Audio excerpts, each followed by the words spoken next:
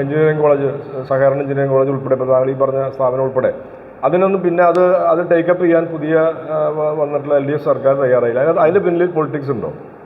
ഇപ്പോൾ സഹകരണ എഞ്ചിനീയറിംഗ് കോളേജിൻ്റെ സ്ഥലം ഉപയോഗപ്പെടുത്തി ഒരു ഫിനിഷിംഗ് സ്കൂൾ ഉൾപ്പെടെ ആധുനിക രീതിയിലെ കോഴ്സുകൾ സ്ഥാപിക്കണമെന്ന് പറയുമ്പോൾ ഇവിടെ ഇടതുപക്ഷം പറഞ്ഞുകൊണ്ടിരിക്കുന്നത് അവിടെ സീവേജ് ട്രീറ്റ്മെൻറ്റ് പ്ലാന്റ് സ്ഥാപിക്കും എന്നാണ്.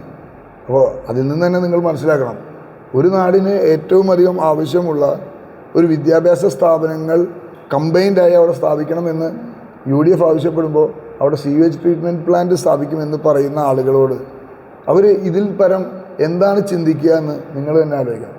അപ്പോൾ വടക്കാഞ്ചേരിയെ ഒരു മാറ്റവുമില്ലാതെ വടക്കാഞ്ചേരി 10 വർഷം മുന്നോട്ട് പോകേണ്ട വടക്കാഞ്ചേരിയെ അവിടെ പിടിച്ചു നിർത്തി അവിടെ വടക്കാഞ്ചേരിയെ പിന്നോട്ടടിച്ചു എന്നുള്ളത് വടക്കാഞ്ചേരിക്ക് ഇടതുപക്ഷം ഒരു സംഭാവനയും നൽകിയിട്ടില്ല എന്ന് മാത്രമാണ് ഈ അവസരത്തിൽ പറയാനുള്ളത്.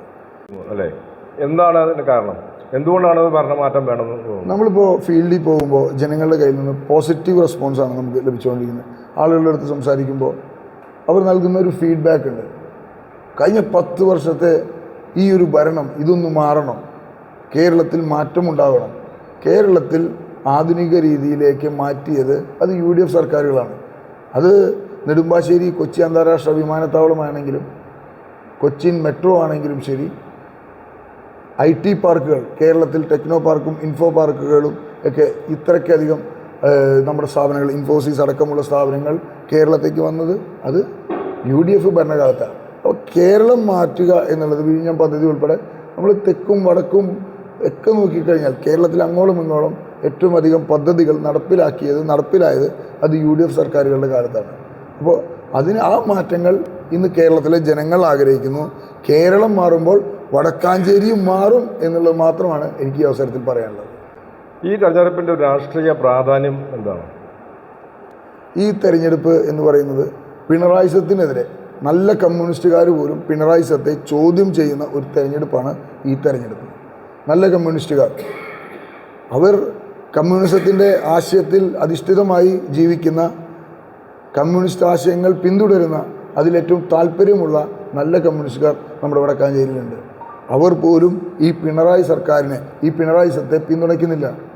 ആ ആളുകൾ പോലും, നല്ല കമ്മ്യൂണിസ്റ്റുകാർ പോലും ഈ സർക്കാർ താഴെ ഇറങ്ങണം, കമ്മ്യൂണിസം കണ്ണു തുറക്കണം, പിണറായിസം തുലയണമെന്ന് ആവശ്യപ്പെടുന്ന ഒരു രാഷ്ട്രീയ നിലപാട് ഈ തെരഞ്ഞെടുപ്പിലുണ്ട്. ഈ ശബരിമലയുമായിട്ട് ബന്ധപ്പെട്ട കുറേ വിവാദങ്ങളുണ്ടല്ലോ, അതായത് അവിടുത്തെ യുവതീ പ്രവേശനവുമായി ബന്ധപ്പെട്ട്, അവിടുത്തെ സ്വർണ്ണ കൊള്ളയുമായി ബന്ധപ്പെട്ട്, അതൊക്കെ താങ്കളുടെ ഒരു കാഴ്ചപ്പാട് എന്താണ് ആ വിഷയങ്ങളിൽ? കാരണം ഒരുപക്ഷെ ഇന്ത്യ കണ്ട ഏറ്റവും വലിയ ഒരു ക്ഷേത്ര കൊള്ളയാണ് ശബരിമലയിൽ നടന്നിട്ട്, അത്രയും അധികം സ്വർണം അടിച്ചു മാറ്റി എന്നാണ് ഇപ്പോൾ പറയുന്നത്. ഇത്തരം കാര്യങ്ങളിൽ താങ്കളുടെ ഒരു നിലപാടെന്താണ്? ശബരിമലയിൽ യുവതീ പ്രവേശനത്തിൻ്റെ മറവിലാണ് ഈ കൊള്ളയ്ക്കെല്ലാം നേതൃത്വം നൽകിയിട്ടുള്ളത് എന്നുള്ളത് നമ്മൾ ഏറ്റവും അധികം ആലോചിക്കണം.